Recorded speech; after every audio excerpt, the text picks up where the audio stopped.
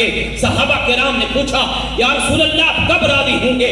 آپ نے ارشاد فرمایا اگر میرا ایک کلمہ پڑھنے والا بھی جہنم میں ہوا میں کہوں گا اللہ میں راضی نہیں ہوں، اپنے ساری امت کو جنت میں لے جا کر پھر کہوں گا کہ اللہ میں راضی ہو گیا۔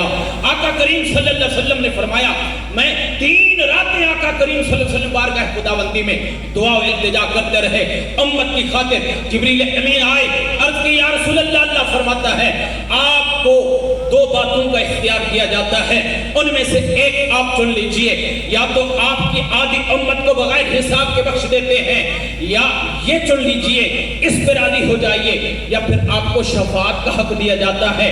جس کی جتنوں کی لاکھوں کروڑوں اربوں خربوں جتنوں کی چاہیے گا آپ شفاعت کرتے جائیے گا، ہم معاف کرتے جائیں گے۔ بابو ان 2 میں سے آپ جو چاہے چن لیں۔ آقا کریم صلی اللہ علیہ وسلم نے فرمایا اے جبریل اللہ کی بارگاہ میں عرض کیجئے میں آدھی امت کا نہیں، میں ساری امت کے لیے رو رو کے دعائیں کرنے والا نبی ہوں۔ ہر نبی کو ایک ایک دعا دی گئی کہ جو آپ مانگے اللہ ہر ضرور قبول فرمائے گا۔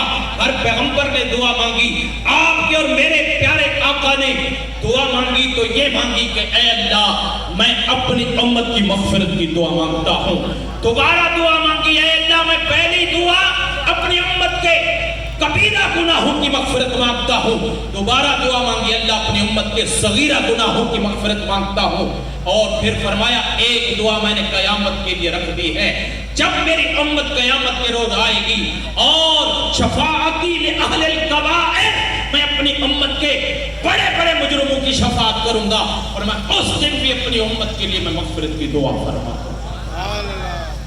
ہمارے آقا کریم صلی اللہ علیہ وسلم ہر پیغمبر نے دعا مانگی۔ حضرت سیدنا نوح علیہ السلام نے دعا مانگی کہ اللہ مجھے اور میرے ماننے والوں کو اس طوفان سے نجات عطا فرما۔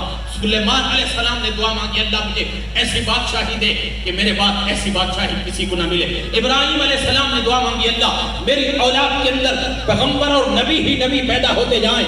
ہمارے پیارے آقا کریم صلی اللہ علیہ وسلم نے صرف امت کا نام لیا، اپنے لیے یہ دعا مانگی کہ اللہ مجھے فقیری عطا فرما، اور امت کے لیے مغفرت کی دعا مانگی، امت کے لیے مغفرت کی دعا مانگی، اور امت کی مغفرت کے لیے دعا رکھ دی۔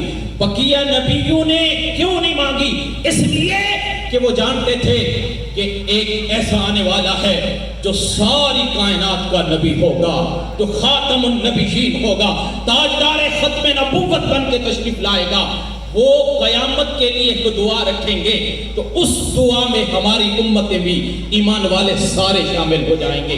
عزیزان محترم، ہمارے آقا کریم صلی اللہ علیہ وسلم کو جو اللہ نے شان و معجزات عطا کیے، ان سارے معجزات کا آپ دیکھیں تو حضور غوث پاک رضی اللہ عنہ کی کرامات میں ان کا آپ مظہر عدم نظر آتے ہیں۔ حضور غوث پاک رضی اللہ عنہ اپنے نانا جان کے معجزات کا کرامات جو ہوتی ہے یہ نبیوں کے معجزات کی دلیل ہوتی ہے، اور نبی کا جو معجزہ ہوتا ہے یہ قدرت الہی کے لیے دلیل ہوتا ہے۔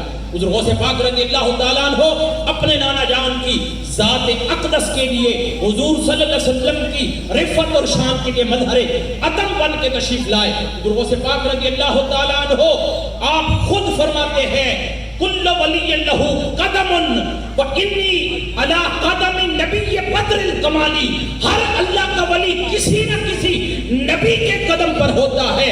کوئی حضرت ابراہیم کے قدم پر ولی ہوتا ہے، کوئی ولی حضرت موسیٰ علیہ السلام کے قدم پر ہوتا ہے۔ فرمایا وانی علی قدم نبی بدر الکمالی، میں اس نبی کے قدم پر ہوں جن کے کمال کا چاند آسمانوں سے بھی اوپر چمک رہا ہے۔ فرمایا میں اپنے نانا جان کے قدم پر ہوں۔ اور پھر حضور غوث پاک رضی اللہ عنہ آپ نے فرمایا کہ میں نے دیکھا کہ انوار و تجلیات میرے چاروں طرف مجھے گھیر رہے ہیں، اور پھر اچانک میں نے دیکھا ایک ممبر شریف ہے جس پر میرے نانا جان تشریف فرما ہے، اور فرماتے ہیں بیٹے عبدالقادر میری امت کو دین کی دعوت دو، تبلیغ کرو، میری امت کو میرا فیض تقسیم کرو، میری خیرات تقسیم کرو۔ آپ فرماتے ہیں میں نے عرض کیا نانا جان میں آجمی ہوں، ایران میں پیدا ہوا ہوں، گیلان میں پیدا ہوا ہوں۔ یا رسول اللہ نانا جان میں فارسی بولتا ہوں، عربی کے اندر کیسے آپ کے پیغام کو بھی اپنا لعاب ڈالو؟ تو مولا علی رضی اللہ عنہ نے 6 بار اپنا لعاب ڈالا۔ میں نے عرض کیا نانا جان نے تو 7 بار لعاب شریف ڈالا ہے، آپ نے 6 بار کیوں ڈالا؟ تو فرمایا میں آپ کے نانا جان کا برابری کا مقابلہ نہیں کر سکتا ہوں، ان کے ادب کے برابر بھی میں عدد نہیں کر سکتا ہوں۔ صحابہ کرام میں یہ ادب تھا۔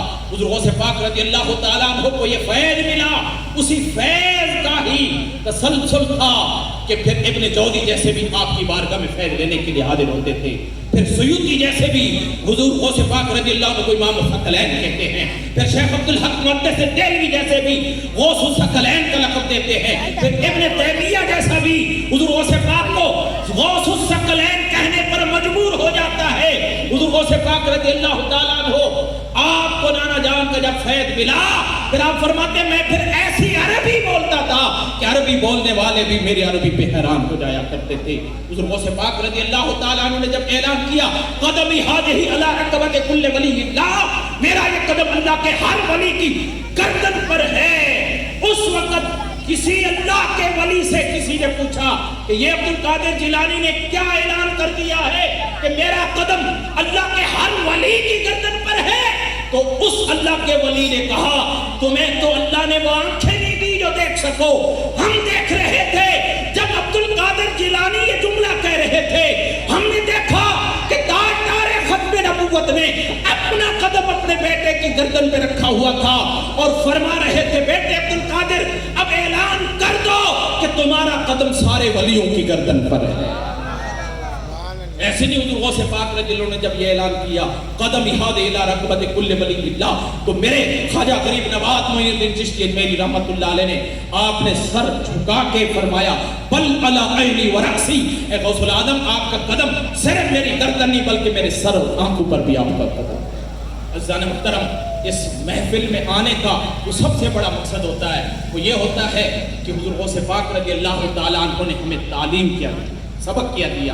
حضور غوث پاک رضی اللہ تعالیٰ عنہ نے یہ نہیں فرمایا کہ صرف میرے نام کا لنگر کھانا اس کے بعد نمازوں کی چھٹی ہو جائے، پھر صرف میرے نام کی 11ویں کرنا پھر حلال و حرام میں تمیز ختم ہو جائے گی، نہیں۔ حضور غوث پاک وہ ہستی ہیں جنہوں نے جن کے والد گرامی نے ایک لقمہ بن پوچھے سیب کا کھایا تھا تو بخشوانے کے لیے کئی مہینوں اور سالوں تک اس باغ کے مالک کے باغ میں خدمت کرتے ہیں۔